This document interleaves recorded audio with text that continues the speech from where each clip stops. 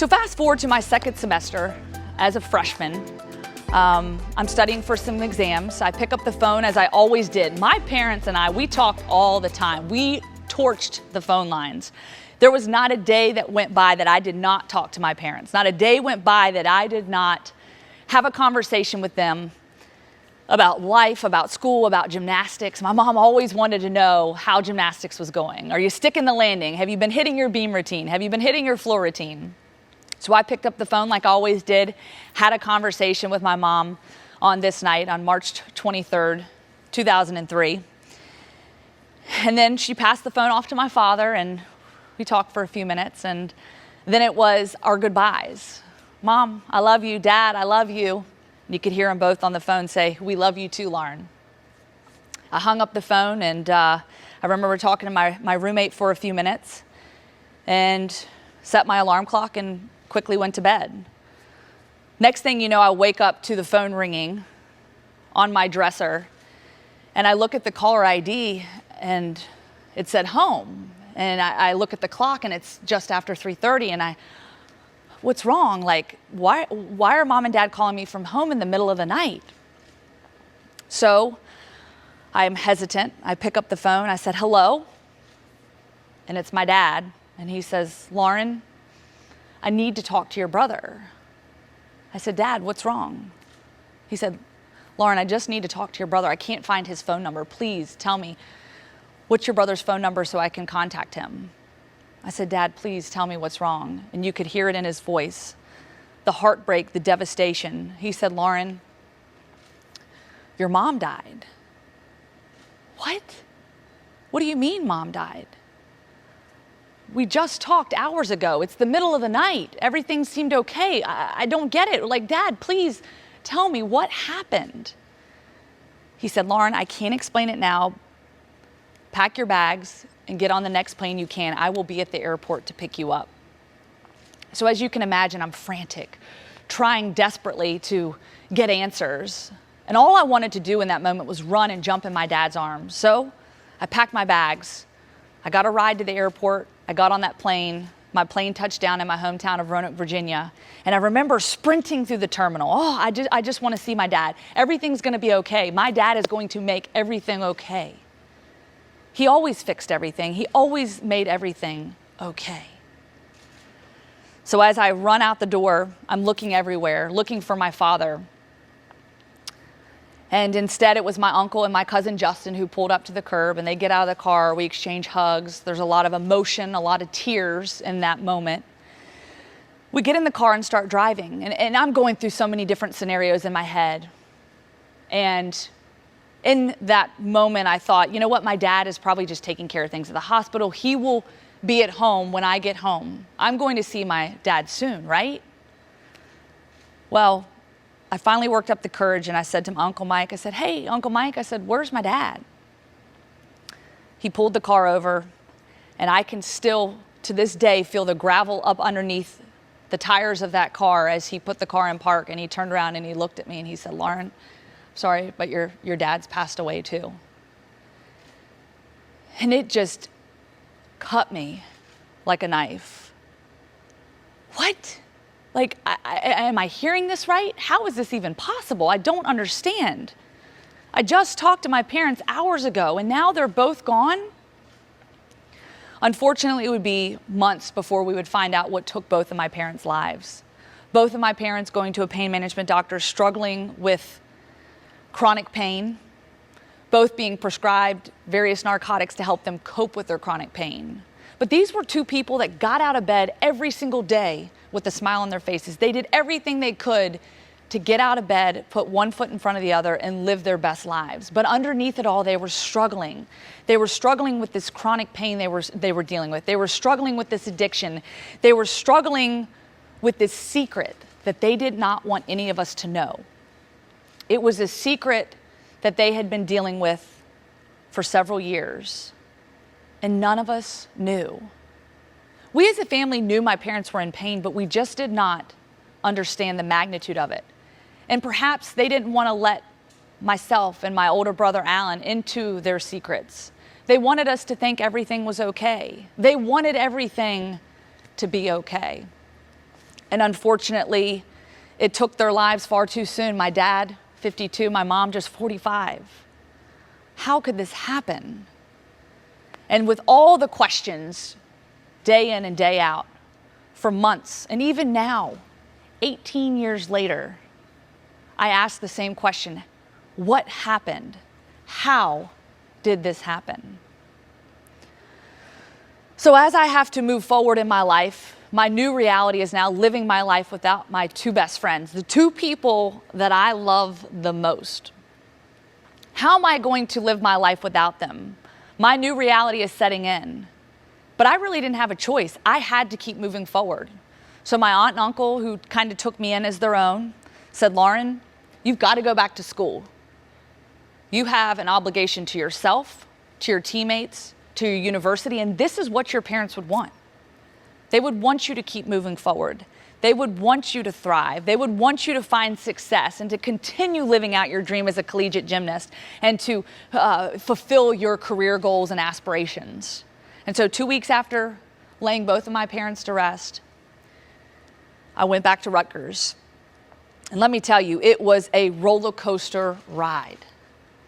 The ups and downs of trying to figure out how I'm going to navigate this new life, the pain of not having my parents there, figuring out how I was going to, get by, how I was going to afford to live, to go to the grocery store and buy groceries and to buy toothpaste, and how am I going to do all these things without my parents here? Who's going to guide me? Who's going to help me when I'm down? Who's going to lift me up and lift my spirits up when I'm down?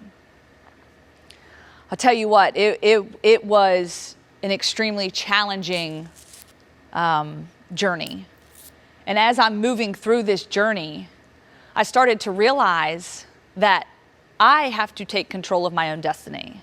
I was drowning in this anger, this fear, this guilt. I was drowning in this shame because I felt that my parents and how they died was going to define me. For so many years, I was so fearful of what people would think if they knew the truth behind how my parents passed away. If they found out that my parents passed away from prescription drug overdoses, maybe that would be a reflection of them as people and as me as their daughter. I could never use the word overdose and addiction in the same sentence because I feared judgment.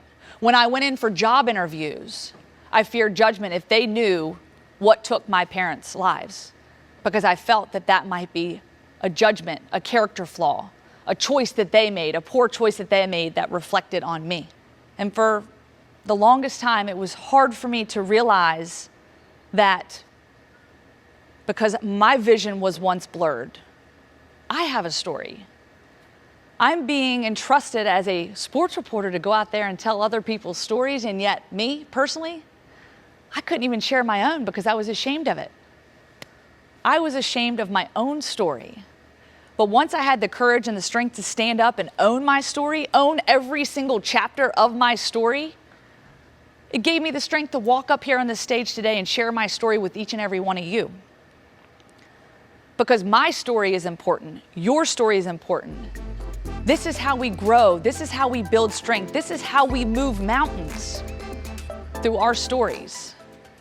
And so I thought maybe we could use our time today to hear your story of resilience, how your life has gone through some ups and some downs, and through that, you've just never quit.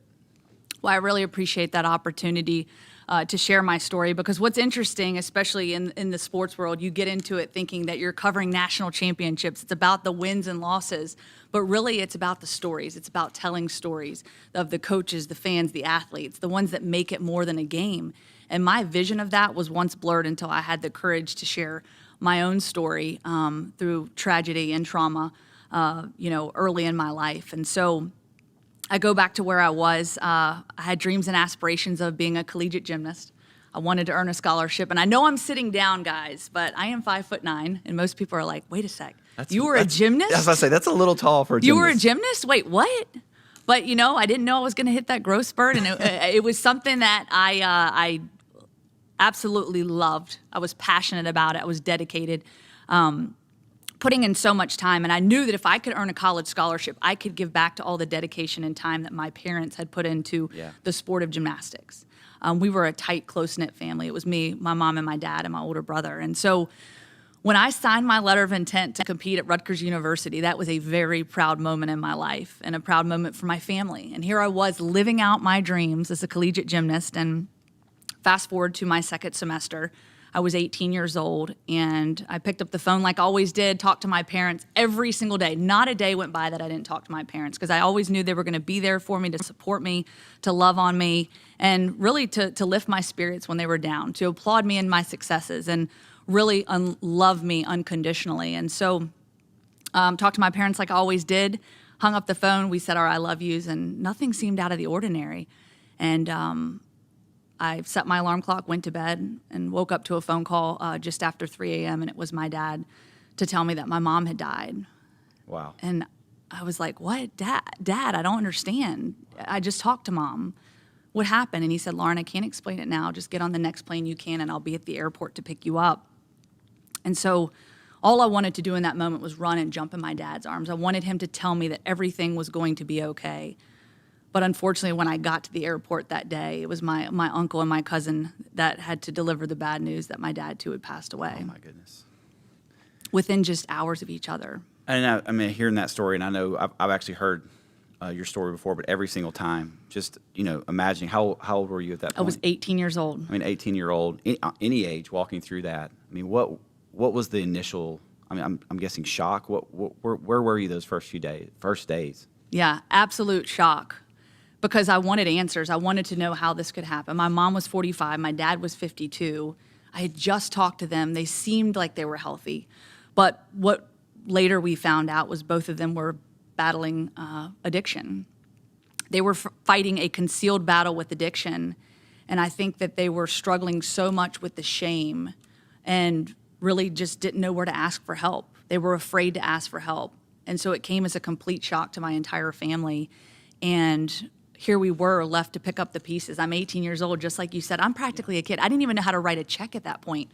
My parents always said, focus on gymnastics, focus on your schoolwork, we'll take care of the rest. And so I was on that track. I had that tunnel vision, and I was dedicated to those things in my life, but I didn't know how to be an adult, and I had to figure it out in a hurry.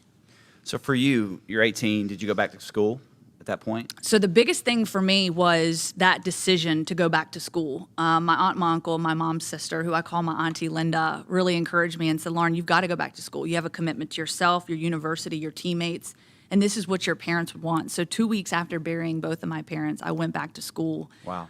And it was a roller coaster ride. It was up and down, and just trying to figure out life without them. This was my new reality, and I had to figure it all out and figure it out on my own pretty quickly. So I'm sure you had a lot of questions as you came out of that initial shock.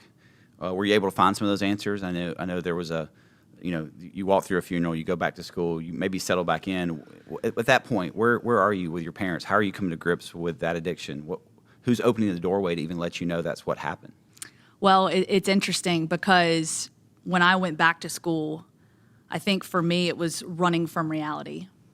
I was back in this bubble that was away from my parents. My parents weren't supposed to be at school with me. Yeah.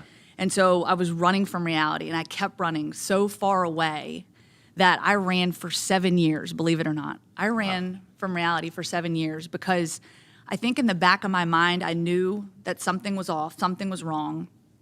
Both of my parents had been battling chronic pain. They had been going to a pain management doctor. They had been taking their medication, we thought, as prescribed.